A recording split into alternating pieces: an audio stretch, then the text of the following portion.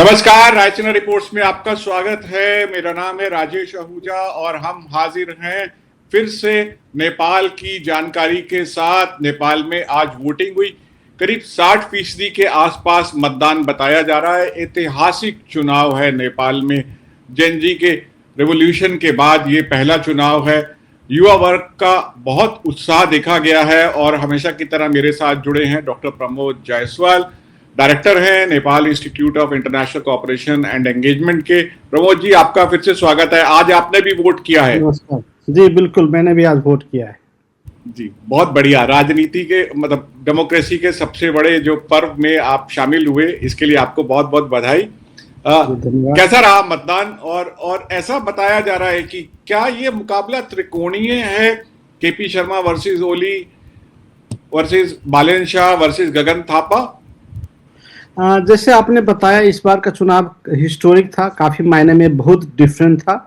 सबसे पहले चलते हैं चुनाव की तरफ। ये बहुत पीसफुल रहा क्योंकि जेनजी मूवमेंट के बाद ऐसा स्पेकुलेशन किया जा रहा था कि इस बार चुनाव में कहीं वायलेंस होंगे, कहीं किलिंग्स हो सकते हैं, बहुत सारे चुनाव नहीं हो पाएंगे, मगर ये कुछ नहीं हुआ। नेपाल के सारे क्षेत्र में शांतिपूर्ण चुनाव हुआ।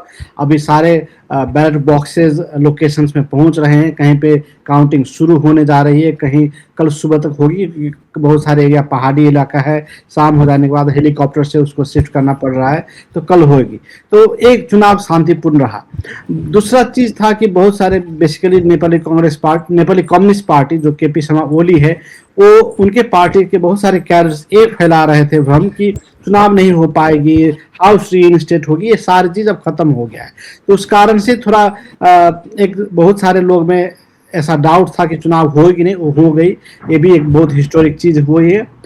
तीसरा, इस बार जो हुआ है स्पेकुलेशंस ये था कि 65% से ज़्यादा लोग वोट करने आएंगे, युवा का एक्साइटमेंट बहुत बड़ा होगा। वो थोड़ा नहीं दिखने को मिला, थोड़ा सा डिक्लाइन हुआ है परसेंटेज, मगर उसके बहुत सारे रीजंस हैं। क्योंकि इस बार सिक्योरिटी को मद्देनजर रख के क्या किया गया था कि सारे व्हीकल्स को बैन किया गया था। तो व्हीकल्स को मूवमेंट सिर्फ इमरजेंसी और सिक्योरिटी को अलाउ थे और जिसके पास हो। तो इसलिए क्या है कि थोड़ा वोटर टर्नआउट कम हुई है।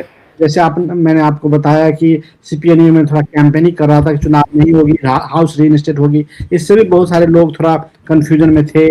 युवा को हम लोग एक्सपेक्ट कर रहे थे काफी माहौल अच्छे बनेंगे युवा का, वो नहीं हो पाया। शायद ये रीजन है कि बहुत सारे युवा नेपाल के अभी बाहर रह रहे हैं। इस बार थोड़ा ये भी हुआ कि स्ट्रिक्ट वोटिंग आइडेंटिफिकेशन हुआ है। पहले क्या होता था कि थोड़ा लैप्सेस होते थे जिसमें कोई और किसी के नाम से वोट गिरा लेते थे, पर इस बार नहीं हो पाया वो, और इसलिए थोड़ा वो चेंज हुआ है। मुझे ये सब अब जो आपने बोला त्रिकोणीयत, मुझे अभी भी लग रहा है कि बालेन वर्सेस ओली ही है, क्योंकि ओली सबसे टावरिंग लीडर है नेपाल के, अभी तक के सबसे स्ट्रॉन्ग लीडर माना जा रहा था कोविड जेनजी मूवमेंट्स के आगे तक। और वहां पर उनको कैंपेन कर रहे हैं उनके हाफ उम्र की 35 ईयर्स की बालेन, जो अभी तक फेडरल पार्लियामेंट में अभी तक कोई वो इंट्रोड्यूस नहीं हुए हैं। वो पहले मेयर थे, उससे पहले रैपर थे और एक बहुत पॉपुलर फिगर है। तो ये है अभी का सिचुएशन। अभी भी बहुत स्ट्रॉन्ग लोग अनुमान कर रहे हैं कि प्रेडिक्शन स्ट्रॉन्ग आ रहा है कि बालेन बहुत सारे गैप के साथ जीतेंगे, बहुत ह्यूज मार्जिन के साथ जीतेंगे। ओली के पल्ला अभी भी उतना भारी नहीं है और उनके पार्टी अभी भी लोग वही अनुमान कर रहे हैं कि अभी तक अच्छे से परफॉर्म नहीं करने वाली है। क्योंकि जिस क्षेत्र में मैं था वहां पर भी जैसे कोई भी कैंडिडेट हो, मगर एक वोट बालेन के पार्टी को जा रही थी, आइदर प्रोपोर्शनेट में या डायरेक्ट में। तो मुझे लग रहा है कि 50% वोटर्स जो थे इस बार, उसमें से ऑलमोस्ट 50% वोटर्स उनको वोट किए होंगे आइदर डायरेक्ट में या प्रोपोर्शनेट। तो काफ़ी मुझे लगता है कि बहुत ज़्यादा माहौल बनेगी। मुझे लगता है चुनाव की नंबर कल से आना शुरू होगा। 24 आवर्स बोले हैं कि नंबर आना, मतलब प्रेडिक्शन आना शुरू होगा। तो मुझे लगता है गिनती कब से शुरू होने वाली है? गिनती शुरू हो चुकी है या होने वाली है? कुछ जगह में शुरू हो गई है, कहीं होने वाली है और कुछ कल सुबह होगी। क्योंकि बहुत सारे जगह जहाँ पे पहाड़ी इलाका है वो बैलेट बॉक्स को सेंटर में लाने में टाइम लग रहा है। तो कहीं कल से शुरू होगी, मगर बहुत सारे जगह आज रात से शुरू होने वाली है। और ये मान के चले कि अभी से 24 आवर्स में बहुत सारे प्रेडिक्शंस आ जाएंगे। कुछ बाकी रहेंगे तो वो भी 2-4 घंटे एक्स्ट्रा लगेंगे और वो हो जाएंगे। कुछ एग्जिट पोल भी आए हैं। नहीं, नेपाल में एग्जिट पोल नहीं होते, एक प्रिडिक्शन ऐसे रफ एस्टिमेट होता है और सारे में यही दिखाया जा रहा है कि बालन का स्ट्रॉन्ग सपोर्ट मिला है इस इलेक्शन में। दर्शकों, मैं आपको बताना चाहूंगा कि नेपाली जो पार्लियामेंट है वहां पर 275 सदस्य होते हैं, उसमें से 165 जो हैं वो सीधे चुने जाते हैं, जो कि फर्स्ट पास द पोस्ट होता है कि किसी भी कॉन्स्टिट्यूएंसी में सबसे ज्यादा मत जिसको मिलते हैं उसको विजयी डिक्लेयर कर दिया जाता है। इसके अलावा प्रोपोर्शनल रिप्रेजेंटेशन होता है 110 सीट पे। प्रमोद जी, गगन थापा का नाम आप नहीं ले रहे हैं इस लड़ाई में। बालन शाह वर्सेस केपी शर्मा ओली, उसमें दो तरफा मुकाबला है। एक तो वो एक ही कॉन्स्टिट्यूएंसी से लड़ रहे हैं, इसके अलावा दोनों प्रधानमंत्री पद के दावेदार भी हैं। तो इसमें गगन थापा का नाम वो थोड़े पीछे रह गए या वो भी इस त्रिकोणीय मुकाबले में, जैसे मैंने पहले आपसे सवाल किया था, है वो शामिल है अभी? गगन थापा ऑब्वियसली नेपाली कांग्रेस जो मेजर पॉलिटिकल पार्टी है उनका रोल अहम रहेंगे, मगर क्या है कि वो उनका भी काफी चर्चे में है क्योंकि वो अमरेश सिंह से लड़ रहे हैं, जो काफी इन्फ्लुएंसर रहे, 3 बार चुनाव लड़े हैं। और अमरेश सिंह ने पहले नेपाली कांग्रेस में थे, उस टाइम जीते, बाद में उनको टिकट नहीं देगा तो बागी कैंडिडेट होके भी वो जीते हैं, तो एक स्ट्रॉन्ग कैंडिडेट के रूप में वो है वहां पे। तो इस बार क्या है कि कहना मुश्किल है उनके क्षेत्र में कि वो जीत पाएंगे कि नहीं। जिस क्लियरिटी आ रही है बालन का और केपी ओली का झापा 5 से, वो क्लियरिटी नहीं आ रही है सरलाही से, जहां से गगन थापा लड़ रहे हैं। दूसरा चीज ये है कि वहां पे थोड़ा ये भी थोड़ा वहां पे कंफ्यूजन है क्योंकि गगन थापा चुनाव से कुछ ही दिन पहले ही पार्टी का कमान संभाला है। उससे पहले शेर बहादुर देउवा के थे और उन्होंने एक जैसे एक प्रोसेस की तरह फोर्सफुली वो पार्टी के टेक ओवर किए हैं। तो उससे एक पार्टी में ये भी शंका है कि वो शायद खुल के हर पार्टी कैडर को शायद सपोर्ट ना किए हो। तो इसलिए इस बार एक होप थी कि गगन थापा जो यंग कैंडिडेट है, जो एक लिगेसी रखे हैं, वो थोड़ा इमर्ज होके आएंगे, कांग्रेस को अच्छे तरह से ले जाएंगे। मगर ये भी डाउट्स है कि पार्टी के तरह से खुल के उनको सपोर्ट नहीं होने से हो सकता है वो उतना परफॉर्म नहीं कर पाए। तो वहां पे थोड़ा डाउट्स है, मगर बालन के पास वो डाउट नहीं है। बालन एकदम क्लियर मेजोरिटी के साथ आ रही है, उनको हर एक प्रेडिक्शन उनको स्ट्रांगली दिखा रही थी, तो इसलिए बालन ज्यादा चर्चा में है। दूसरा चीज, वो सबसे heavy weight KP Sharma Oli के साथ लड़ रहे हैं और वो एक न्यू कैंडिडेट जो ऑलमोस्ट केपी शर्मा ओली के हाफ एज का है, तो इसलिए वो ज्यादा अपीलिंग है। जेएनजी का मूवमेंट एजेंडा में वो ज्यादा शामिल हुए थे, तो इसलिए उनका थोड़ा ज्यादा चर्चा हो रही है। अगर स्पष्ट बहुमत नहीं मिल पाया किसी पार्टी को तो क्या करेंगे? ये चांसेस है, ज्यादा चांसेस है कि नेपाल में क्योंकि प्रोपोर्शनेट रिप्रेजेंटेशन है 110 सीट्स का, 165 का डायरेक्ट है, तो इसमें बहुमत लाना बहुत ही मुश्किल होता है। ऑलमोस्ट लाइक जब से हमारा ये सिस्टम आया तब से एक पार्टी का बहुमत अभी तक नहीं आया है। तो यहाँ भी वही होगा, हंग पार्लियामेंट होगा। मगर यहाँ 2-3 सिनारियो बन सकती है। अगर आरएसपी जो बालन का पार्टी है, अगर वो स्ट्रांगली बहुत ज्यादा सीट लाए, मान लीजिए 120 ले आए, तो छोटे छोटे पार्टी को लेकर सरकार बनाएंगे, जो छोटी छोटी न्यू पार्टीज है, शायद वो एक ऑप्शन होगा। अगर वो नहीं हो पाए तो वो सोचेंगे कि चलो नेपाली कांग्रेस को लेकर जाते हैं, क्योंकि ज्यादा सा एजेंडा नेपाली कांग्रेस और आरएसपी का जो राष्ट्रीय स्वतंत्र पार्टी बालन का पार्टी है उसमें ज्यादा भिन्नता नहीं है, क्योंकि लेफ्ट पार्टी और आरएसपी में ज्यादा डिफरेंसेस हैं, मगर उनके साथ ज्यादा डिफरेंस। तो एक सिनारियो बन सकता है।